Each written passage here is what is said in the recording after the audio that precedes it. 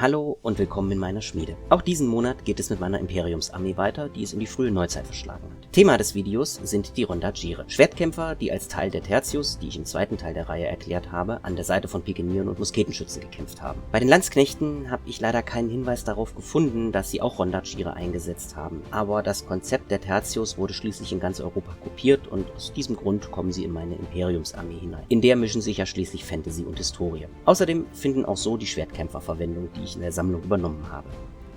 Aber wie so oft geht's nicht ohne eine gewisse Veränderung. Das verwendete Schild der Rondagire, die Rondage, Rotella, Rundhage oder auch Rondage, war ein Rundschild. Folglich habe ich die imperialen Schilde ersetzt durch gedruckte Rundschilde. Wie sich da schon andeutet, erhielten die Rondagire ihren Namen durch ihr markantestes Ausrüstungsstück, die Rondage. Das war ein gewölbter Rundschild aus Metall mit einem Durchmesser zwischen 50 und 75 cm. Die Rondage, oder wie schon gesagt die Rotella, war größer als die zeitgleich benutzten Buckler und Targen. Das waren auch kleine Rundschilde. Im Gegensatz zu diesen wurden sie allerdings nicht als Faustschild geführt, sondern an den Unterarm geschnallt. Entsprechend wurden sie mehr defensiv eingesetzt als zum Beispiel der Buckler, der neben seiner Verteidigungsfunktion auch offensiv eingesetzt wurde, um den Gegner damit zu schlagen. Gleichzeitig konnte man mit dem Buckler auch sehr gut die Schwerthand verdecken, so dass ein Gegner nicht richtig erkennen konnte, was man vorhatte.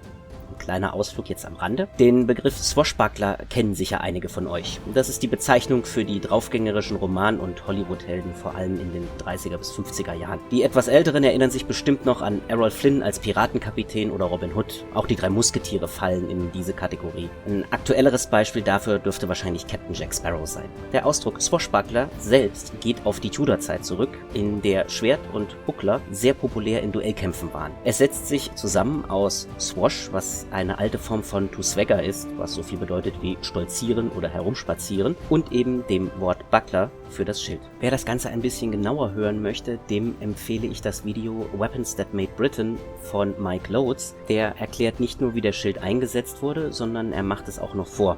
Kommen wir aber zurück zu dem Schild, das unseren Soldaten ihren Namen gegeben hat, der Rondage. Die wurde, wie gesagt, weniger offensiv als der Buckler eingesetzt, aber Schläge mit dem Schild waren immer noch möglich und wurden durchaus auch gemacht. Hauptsächlich wurde das Schild aber angewinkelt vor der linken Körperhälfte getragen und wie der Buckler zur Deckung der Schwerthand genutzt. Im Kampf wurde außerdem versucht, die gegnerische Klinge mit der Schildkante abzuwehren, um sich bei der Verteidigung nicht selbst die Sicht zu nehmen. Beliebt war die Rondage vor allem in Italien, Portugal und Spanien, wo sie auch Rodela genannt wurde, und die damit bewaffneten Soldaten Rodelieros. Die Aufgabe der Rondagire im Kampf war sowohl offensiv als auch defensiv.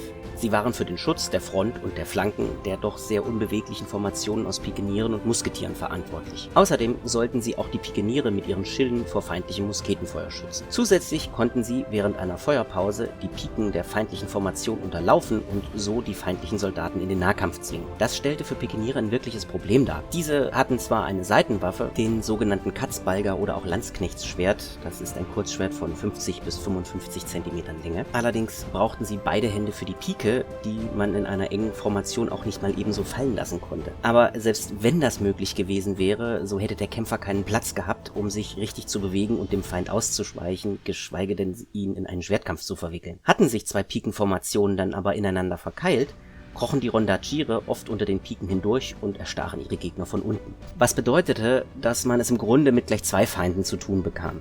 Dem Rondagier, der unmittelbar vor oder unter einem auftauchen konnte und versuchte, einen umzubringen, und dem gegnerischen Pikenier, der das gleiche versuchte, aber einfach auf eine etwas größere Entfernung.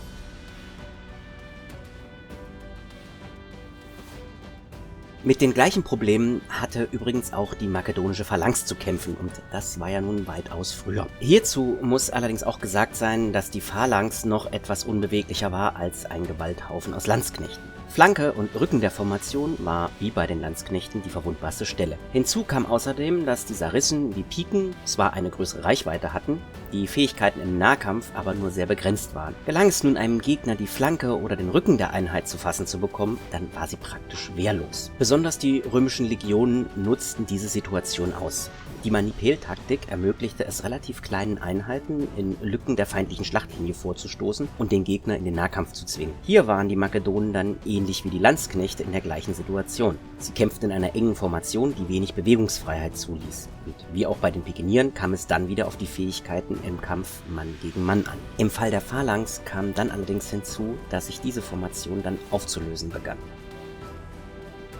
Wie der Einsatz der Gewalthaufen ausgesehen haben kann, das kann man sehr schön am Ende des Films À la Triste mit Viggo Mortensen sehen. Das dargestellte Gefecht ist zwar die Schlacht von Rocroi von 1643, aber die Tertius, die Gewalthaufen, waren zu dem Zeitpunkt immer noch eine übliche Schlachtaufstellung. Auch die schon erwähnten Taktiken des Kontermarschs und der Enfilade bei den Musketieren sowie die Caracol der Kavallerie, die ähnlich im nächsten Video behandelt wird, kann man da sehen. Aber zurück zu den Rondagieren.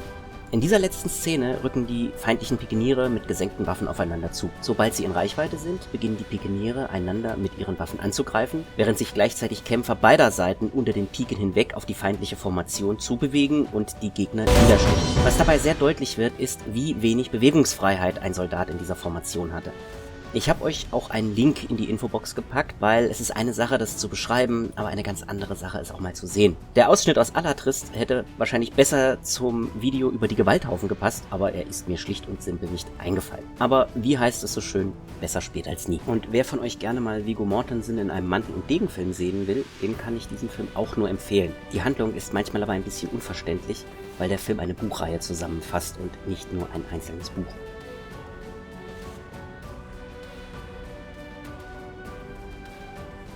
So sehen die fertigen Rondagiere dann aus, oder auch imperiale Schwertkämpfer, je nachdem, als was man sie sehen möchte. Die werden als Abteilung einem Regiment Pikeniere oder Hellebardiere zugeteilt werden. Falls ihr euch den Ausschnitt aus À la Triste angesehen habt, dann würde mich eure Meinung dazu interessieren und ob ich versuchen soll, öfters auf solche Videos zu verweisen, wenn ich was Passendes dazu finde. Schreibt mir das doch einfach in die Kommentare.